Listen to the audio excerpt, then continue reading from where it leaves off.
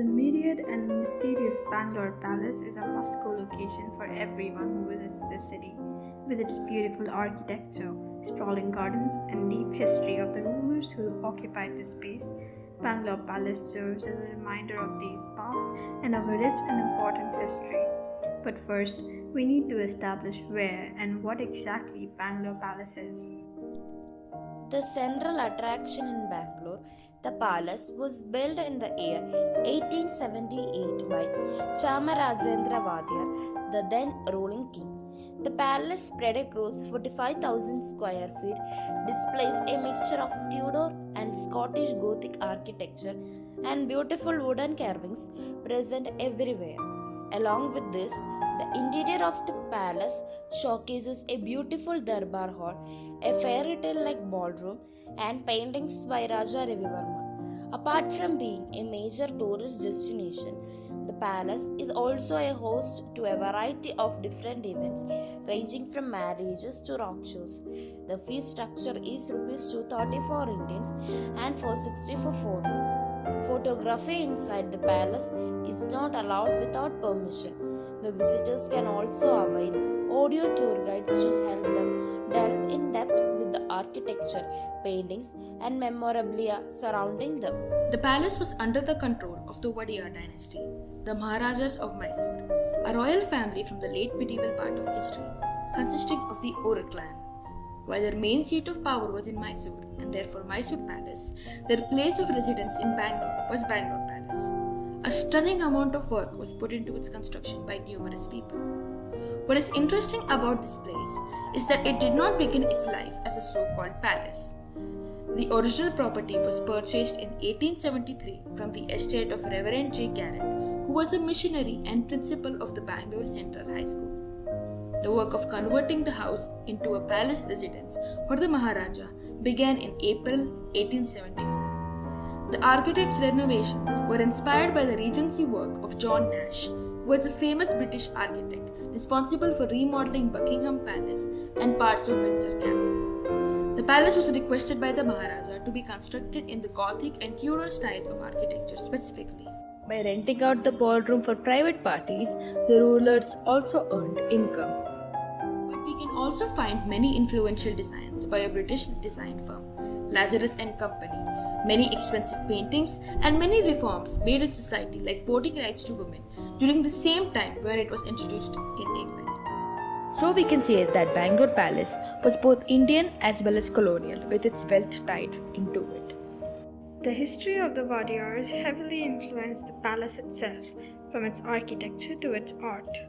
However, all of these also had a direct connection with the British that then occupied India as well. When all the princely states had sworn allegiance to Queen Victoria, the Vadiyars were one of them. With being overseen by the British came also certain effects to the structure and politics of the place.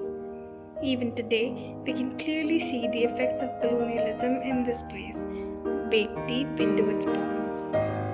The majestic palace is a fascinating combination of different architectural styles that showcase the unique cultural influences that have shaped its design. The architectural style of Bangalore Palace is primarily influenced by the Tudor and Scottish baronial styles. The palace design includes pointed arches, gabled roofs, and ornamental parapets, which are typical elements of Tudor architecture.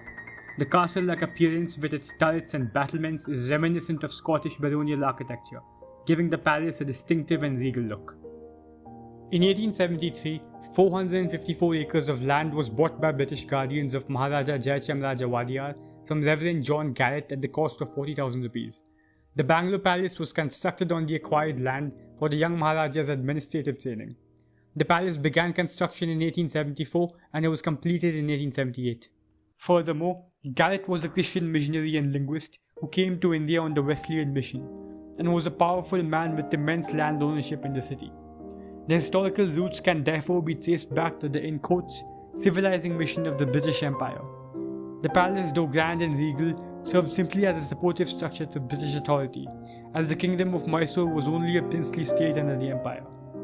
The real power was always under British hands, and the Vadiyar family simply served as the face of rulership. The palace has heavy European influence, and the primary aesthetic factor about the structure is its exotic architecture and design filled with imported European furniture and items. Even the coat of arms of the Wadiyar family, imprinted at various places in the palace, was made under British discretion. These facts reflect the power dynamics between the colonists and the colonized, where the two native rulers were overtly but subtly hegemonized into the larger British structure. Chamaraja Wadiyar was said to have been inspired by the Windsor Castle in Britain and tried to remodel certain aspects of the castle in the creation of the Bangalore Palace. This simple fact reflects the power dynamics between the British and the Wadiyar dynasty. The influence of British soft power and culture was deeply rooted into the Indian atmosphere, to the extent that the most powerful figure of an entire kingdom, the King of Mysore, decided to construct a structure of native power and authority based completely on foreign ideas and inspiration. The structure representing the Kingdom of Mysore was a culturally British palace, fitted and filled with European artifacts. British imperial hegemony was naturalized in Indian society, where even the original native rulers became ideological puppets to the British in varying capacities.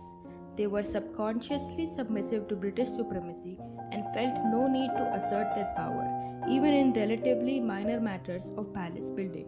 British authority and its hard power were matters of normalcy in society, and its influence in terms of soft power were readily accepted and glorified. Today, in contemporary times, almost a century after the British Raj, the colonial influence largely exists as impressions in the collective Indian psyche.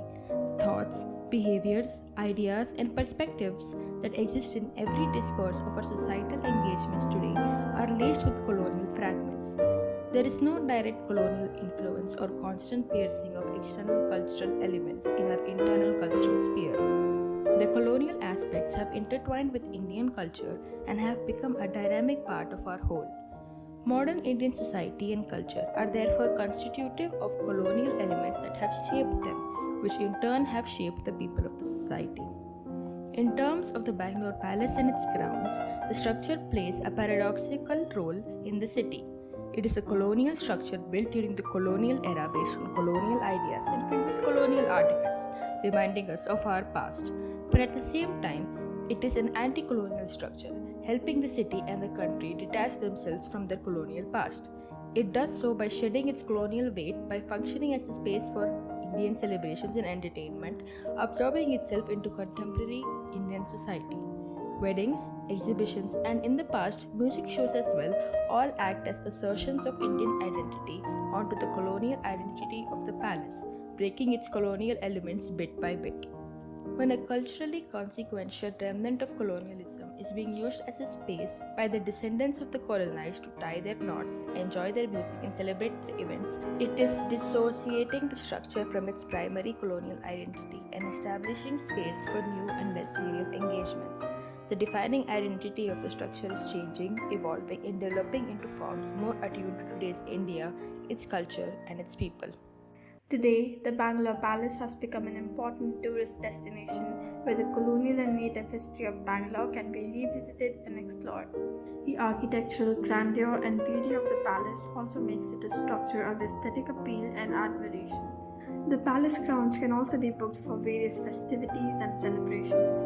It was a prime spot in India where various musical bands like Iron Maiden and Metallica would hold their concerts until all musical shows were banned on the palace grounds by the state government in 2011. The palace has slowly transitioned to being more of an entertainment and cultural structure from a colonial and political structure today. Bangalore is an up-and-coming metropolitan city, yet it is dotted by multiple old, antique, and most importantly, colonial buildings.